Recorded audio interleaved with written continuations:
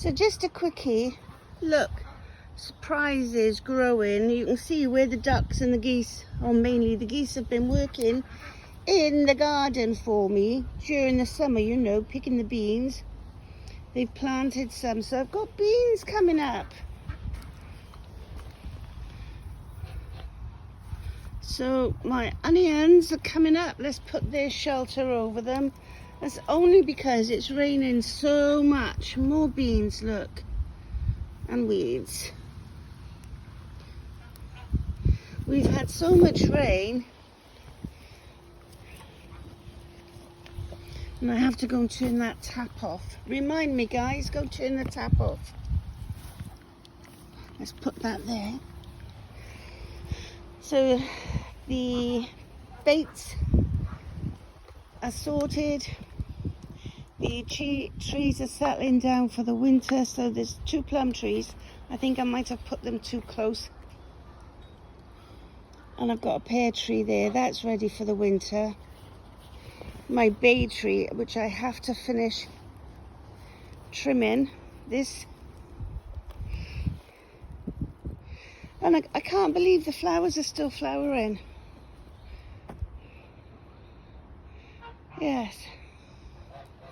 And the chives are still chiving.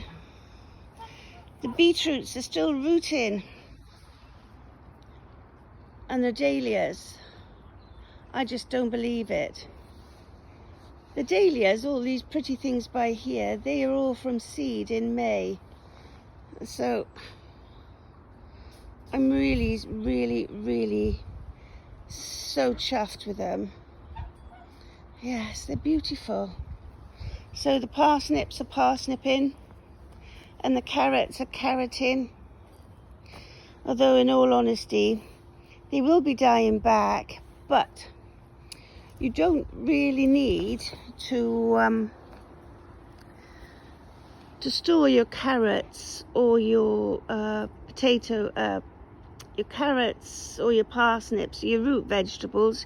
You don't really need to store them indoors. You can leave them in the soil. The leaves will die back, and then your parsnips or your carrots or whatever will still be there when you're ready. So that's the perfect storage for them in there. So that's great. So my parsley, my thyme and my sage, and the rocket is still coming. So you can see I've put my onions in, so they need sorting. Well, they don't need sorting, but I do need to check. So they're coming along. And I planted my broad beans already. Yes, I know, broad beans in November. Actually, I planted them in October. So, yeah. So they will be ready to harvest, God willing, if they come up. They will be ready to harvest in June. Yes, what else did I plant? Oh, I planted some garlic as well as the onions and the broad beans. I did. So, and the cabbage has all been harvested, apart from that one solitary looking cabbage by there. And my leeks are all right. They're all right growing.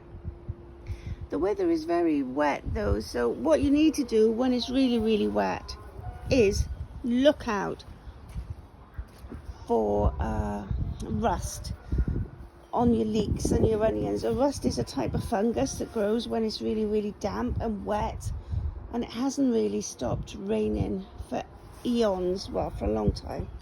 So I have to come out and pick my raspberries. And yes, these are autumn fruiting raspberries, so they're really good, obviously, because they're autumn fruiting. The only thing is, because of all the rain, your raspberries might get a bit of mold on them. So obviously the ones that goes funny peculiar, you don't eat, do you? Really, the one that's got mold. My figs, I'm still waiting for a ripe one. Yes. I'm still waiting. They're not ripe yet. However, they have started dropping. I don't really want them to drop. I want them to ripen. And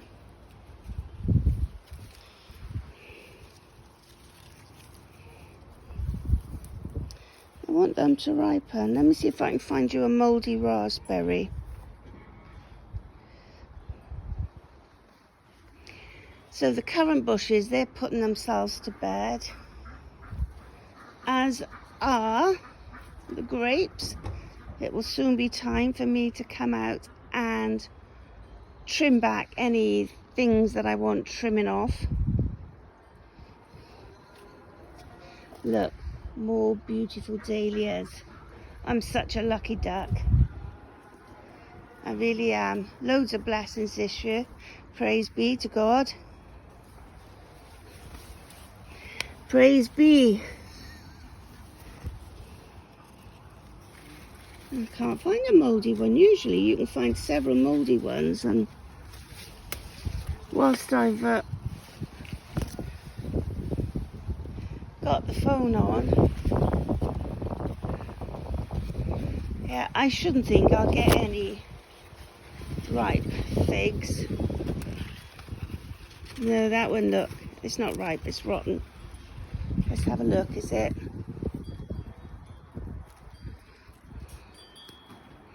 No, not ripe, rotten. Yes. Which is quite sad, really. You know, I've been waiting years for a ripe fig.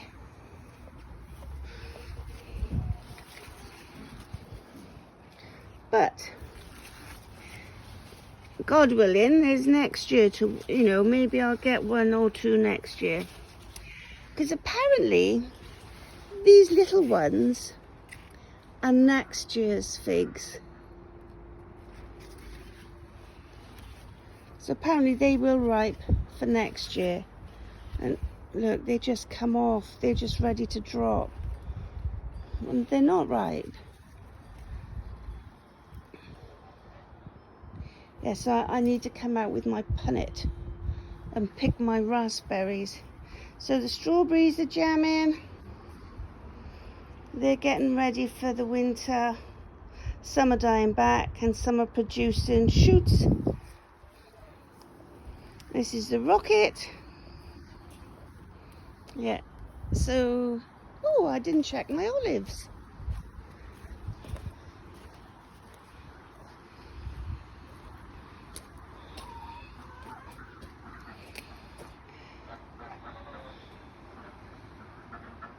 Now, I did see some on the olive tree. Yes, they're still on there. Some of them are. The birds ate a lot. The wild birds, that is. And, but they're not black yet. So I might lose those. I don't know. It depends what sort of a winter we have. And the wildlife garden by there, I've in the midst of sorting it. So I've cleaned the pool, which I have to edit that video, the pond rather, and I've restocked it with plants, not living creatures apart from the odd water flea, or Daphnia as they're called. Yeah.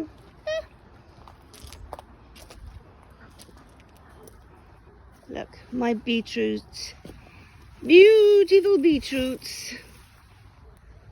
So I have rainbow coloured beetroots in there. Yes.